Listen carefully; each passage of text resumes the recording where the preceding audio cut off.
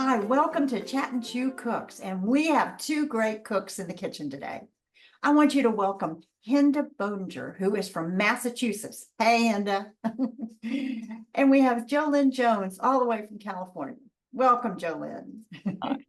You may remember Jolynn because she's in one of our healthimonials. And so if you haven't watched that on diabetes and what happens when you go plant-based, check it out. Okay, so why are we here today? Hinda, tell us what this is all about. Okay, about 2 years ago, Jane and Ann Esselstyn recorded a YouTube video on their plant-based website with their friend Lisa Fedorovich called Holiday Hummus Board, because apparently there had been some trend on cutting boards for the holidays called butter boards, where people slathered cutting boards with butter and all kinds of ingredients on top and scooped them up. And that's not the healthiest way to have a holiday treat. So they were inspired to make something they called a better board. And I saw this video about a year ago on YouTube and was so inspired because it's just fun. The link to this video will be in the show more section under the video when you watch this. Anyway, it's truly customizable. It's completely flexible, and it has been the holiday hit. And actually, any kind of entertaining we've done or been invited to hit. And people keep asking me if I'm a caterer, and I am not. So there we go. What do you want to start with?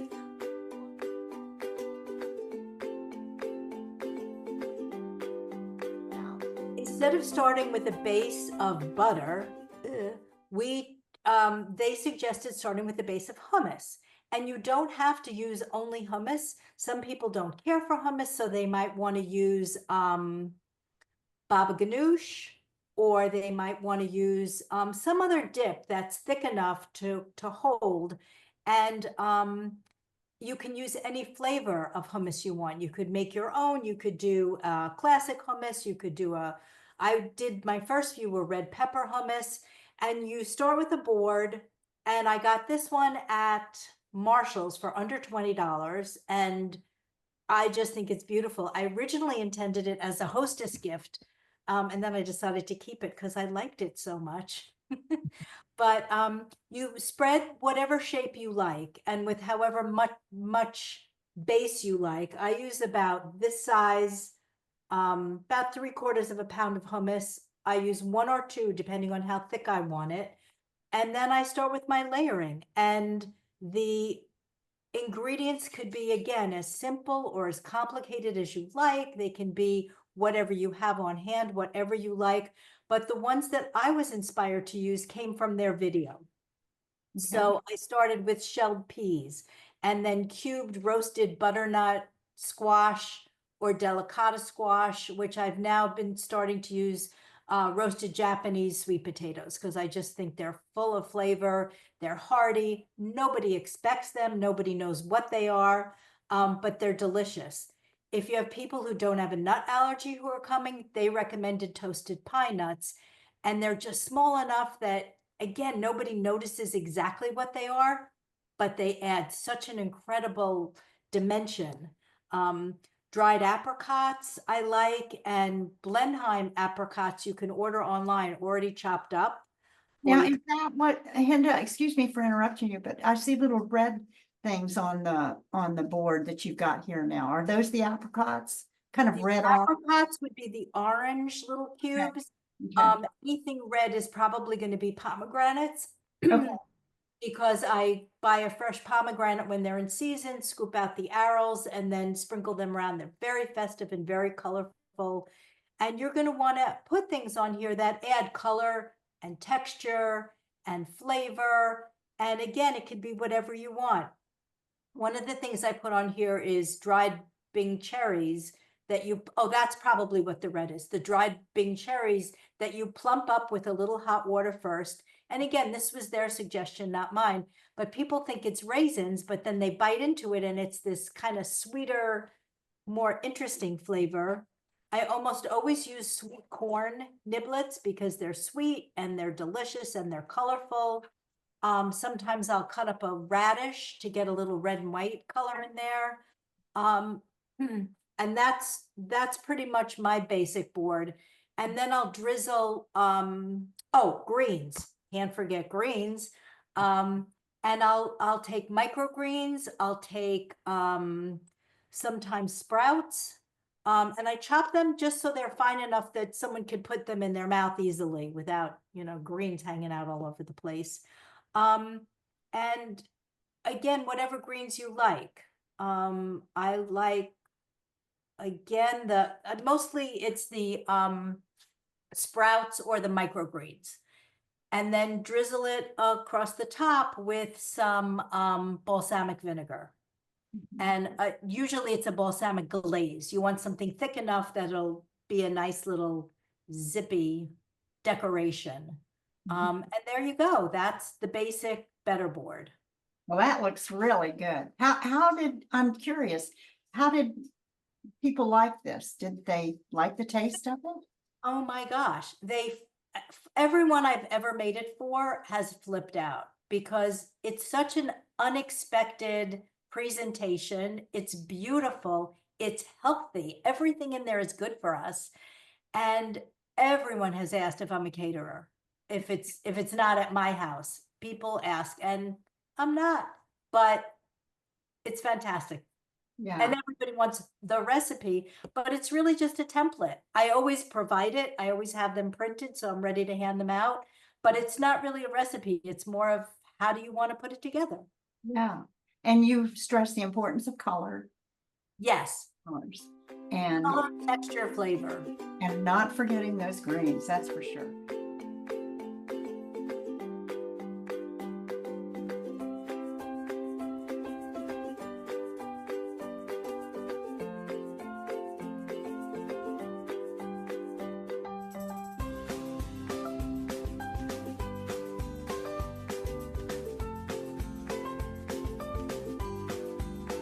This gives you an idea of the layer. I started by shaping the hummus into a tree on this beautiful board that Bill Bodinger had made and sent to me because I didn't have a board, and I'd been using platters, and platters work just fine, but this was really nice to have the board.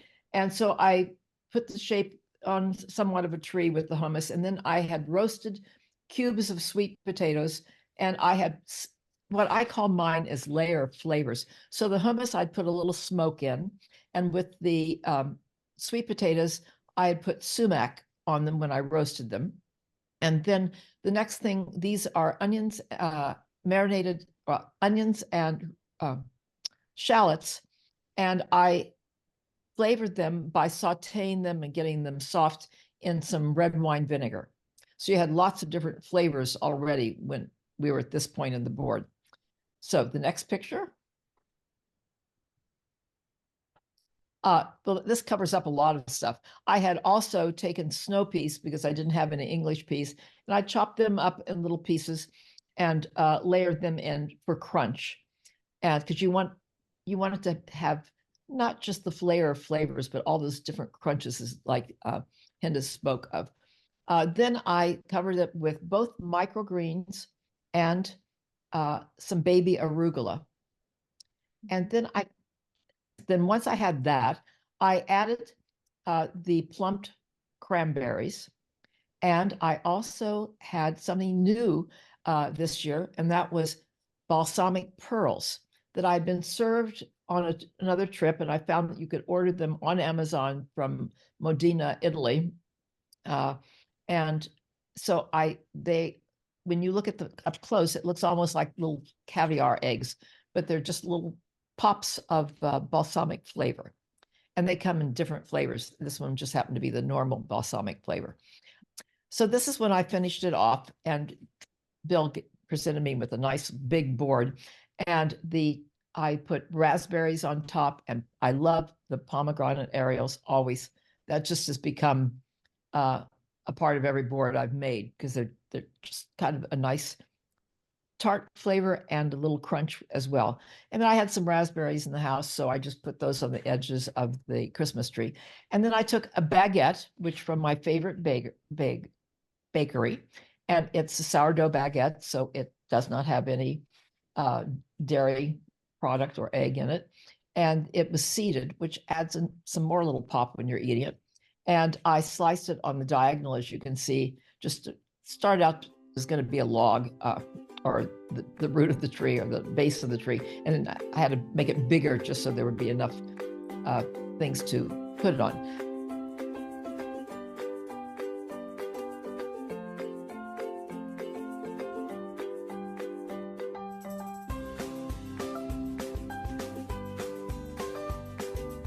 I have been using different kinds of old cheese knives, but with this one, I ended up just a nice spoon. And it's not terribly big. And I put it there and people were just taking turns. It was on a big buffet table with lots of other things, and they could go up and scoop onto their bread. And then when I ran out of bread, I added just cut up green apples. And that worked nicely for the end of the presentation. Okay. Well, Jolynn, it's, as I look at this and then I look back at the first one that it started with, when I first saw that photograph, I thought, why did she make it so funny shaped when she put the honey? But you were actually creating an art piece, weren't you? Well, I was trying to make a tree. It came out okay. Right. And Hinda, you did one too, didn't you? I did. And Oh, I was not as artistic as Jolynn's. I just started with a big old triangle.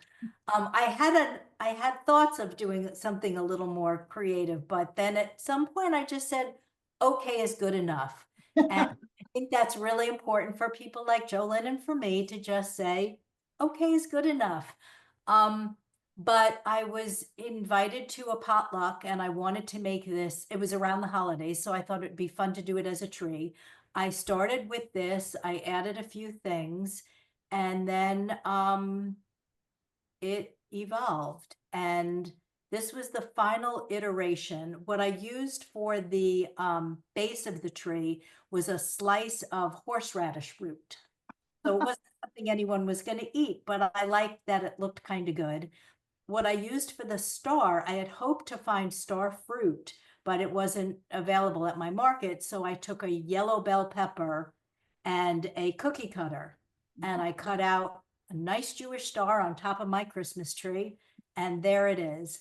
And I just had so much fun walking around the produce section looking for things that might add to the tree.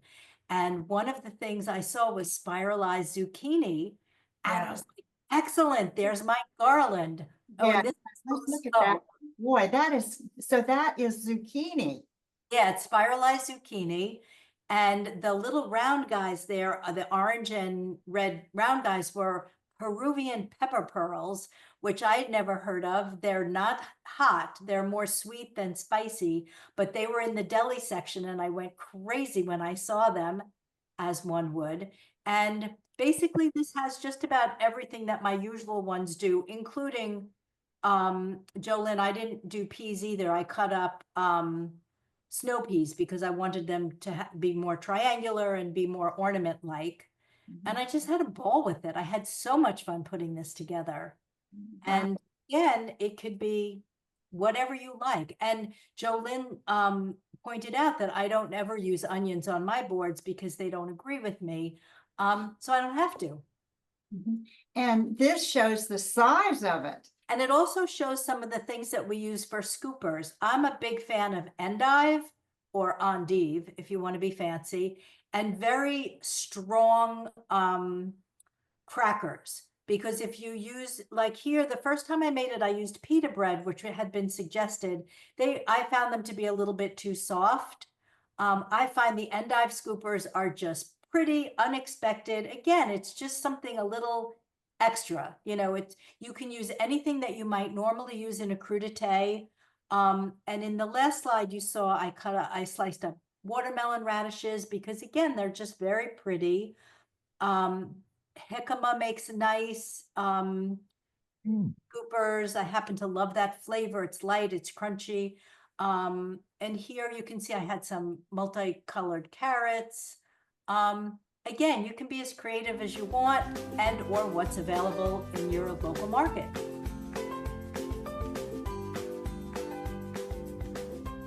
Well, I, like Jolynn, decided to use, I have this little brownie spatula, and it's so adorable, and it got people started with the scooping because nobody wanted to touch it. So that Christmas tree that you put together, how was it received, Hinda? People loved it. First of all, it was so unexpected because it's a potluck. Everybody brings, a favorite healthy dish, but I don't think anyone was expecting a gargantuan size hummus Christmas tree. Well, this picture really shows it, doesn't it? I mean, Not a lot left. that was a lot of hummus that they ate, wasn't it? Yeah, I used 3 of these, so it was about 3 pounds of hummus. But I wanted it pretty thick on the bottom. But yeah, it was very well received. Thank And you. Jolynn, when you did it too, you, here's one where you didn't put it on a board, did you? Right. That's the one that I did in the summer, and I had it on a big, about a 16-inch in diameter platter. And then I put the breads around the side of it. I think I had some carrots and things on there someplace, but I unfortunately I didn't take a picture that was big enough to show the whole thing. But it went over very well as and Yeah, and I like that concept that maybe people don't want to use their cutting board for something like this, and you just use one of your attractive plates. I mean, you have the most beautiful plates, or platters, I should say, and they kind of add to it. It gives a nice frame to it as well, so it can be that shape.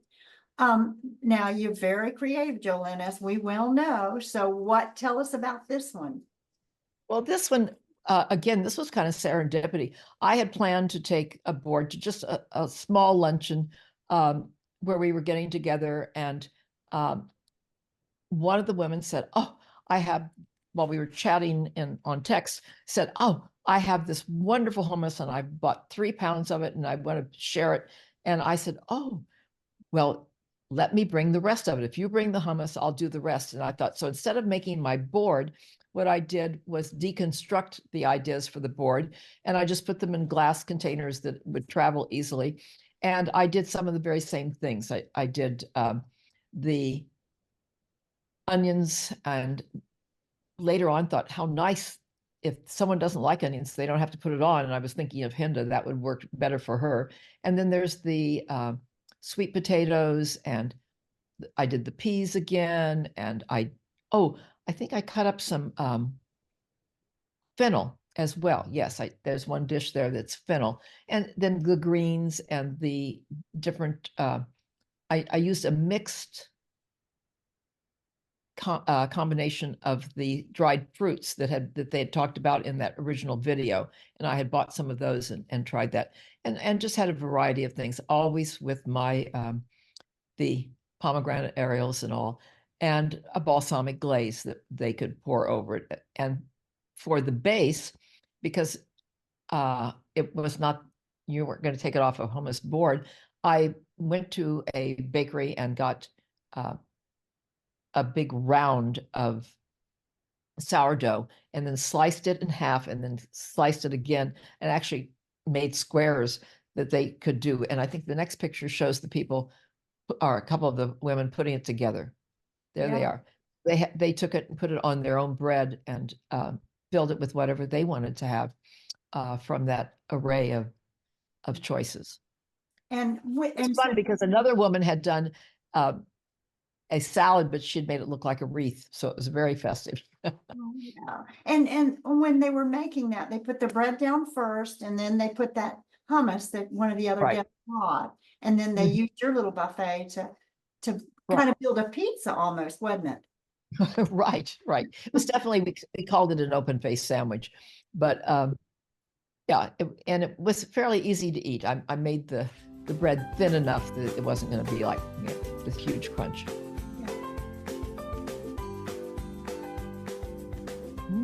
I was thinking the other day about dessert, and hummus actually works with a dessert. And Vikki had mentioned that she did a chocolate hummus, which sounds really fun with cocoa powder and maple syrup.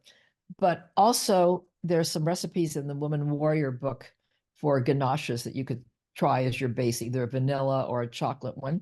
And then you could just use hummus, because I often take the apple and slip it into some hummus. And so why not just start and put all kinds of fruit on top of it? And I was thinking citrus, and how you could make a lemon hummus and then put little cuties, the tangerines and all kinds of things like that on it.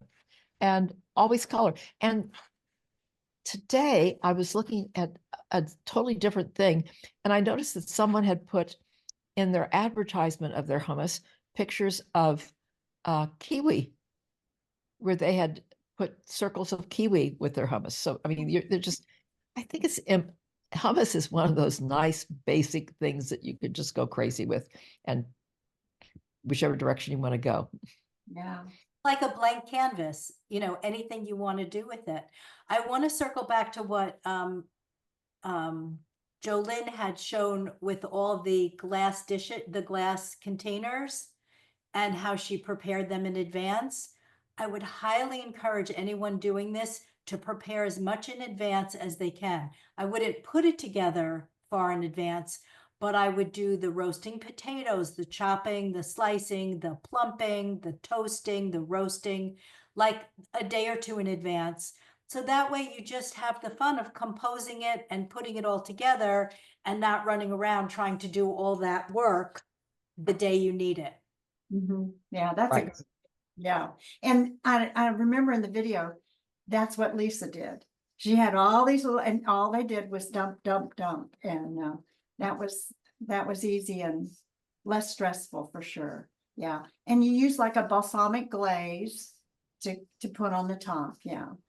And you can use flavored glazes. Like I have a raspberry balsamic glaze, and that adds another pop of flavor. And there's apricot glazes. I mean, you can find different balsamic glazes. Yeah. Traditional. One of the women actually asked me for the recipe for this, as she had some opportunities to take it to other places during this season, and it pleased me very much, because she isn't a plant-based person. I was at a holiday the first year I made this last year, and it was a please bring appetizers if you want to, and people brought meatballs, and people brought cheese things and crudité platters and charcuterie platters, and then there was this. And so many people said to me, I really appreciate this is healthy. And it was so delicious, but it was also not unhealthy. And during the holiday season, you're bombarded with so many choices that may not be in your best interest. Not Well, saying and one of the things I was going to say too about this last one, where I knew it was a fairly large board, and that it was going to take up a lot of space. So I talked with the hostess the day before and said, will you save a space on your buffet table for a fairly big piece? Because I'd remembered that last year I had brought something else, and we'd had to put it on the side someplace else because the table had gotten filled. And so I also took it over a half an hour before the party started and gave it to her. Didn't keep bothering her while she was getting things ready. Went home and then came back later. But that way it was there right from the beginning, and had its own place on the table amongst many other delightful things. Good idea. That puts it sort of like in the grocery store where they market things where everybody's going to see it. Well, you wanted to make sure everybody had a chance to take a look at that and taste it. Exactly. Very good. Very good. So are there any other tips that you might want to add to this broadcast on how you make a better board, or a hummus board, or a layers of flavor board or plate? You know, I'm a big anti-plastic person. So what I wanted to recommend is that people get the glass kinds of jars with silicone tops, so that it transports easily. But it's also something nice to keep in your own refrigerator, so that you're not getting microplastics into your food. excellent. Yeah. Yep. All right. Good I point. guess my final thought would be just have fun with it. You know, Yes. it doesn't have to be complicated. It can be as simple or as complicated as you like. And that to me has been a good mantra. Mhm. Like, okay is really good enough. So we want to be sure we have greens. Yep. We've got our beans. We've got sometimes, depending on our scoops, some grains, and we've got some fruit as well. I mean, it's a package, isn't it? Did I miss anything? I don't think And we, thinking about things that you like, I'm sure that one of yours, Kathy, will have fava beans in it. oh, yes, fava beans. Oh, great. Thank you so much. This was really enlightening and something that you could take, say, for Valentine's Day, gathering with some friends, or maybe make one out of a heart. It might be something for the future. Okay, thanks again. Thank you for having us.